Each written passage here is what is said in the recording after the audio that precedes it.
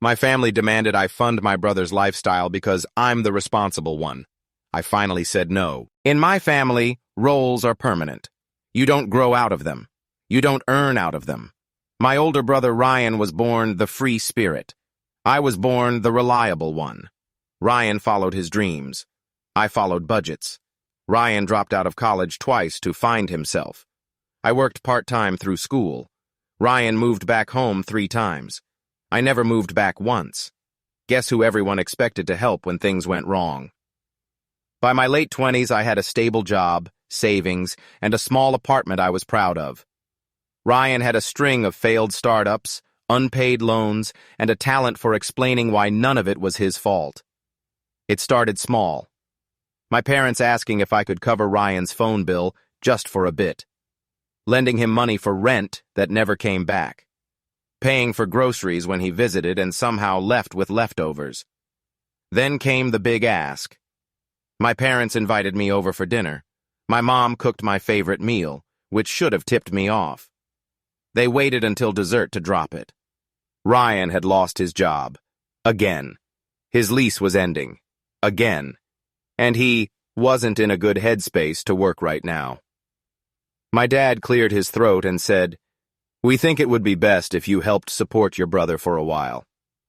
I asked what a while meant. They looked at each other. "Until he gets back on his feet," my mom said. I asked how much support. "Well," my dad said, "you make good money. You could cover his rent and utilities. Maybe give him a monthly allowance so he can focus on finding his purpose." An allowance for a 32-year-old man. Ryan nodded along like this was already settled. I said no. The reaction was immediate. My mom said, "But you're good with money."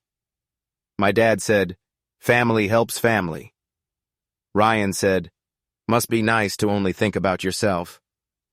I reminded them that I'd helped for years, that I had my own expenses, that I was saving for a home. My mom's face hardened. "So you'd rather see your brother struggle?" Here's the thing. Ryan wasn't struggling. He was inconvenienced. When I refused again, they changed tactics. They said I was cold, that money had changed me, that I'd forgotten my roots. My aunt texted me about selfish modern values.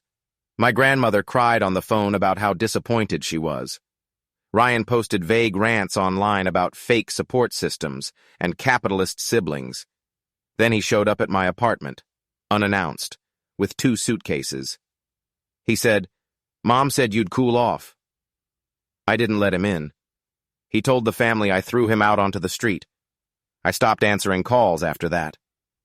2 months later, Ryan found a job. Not his dream job, just a job. Funny how urgency works when there's no safety net.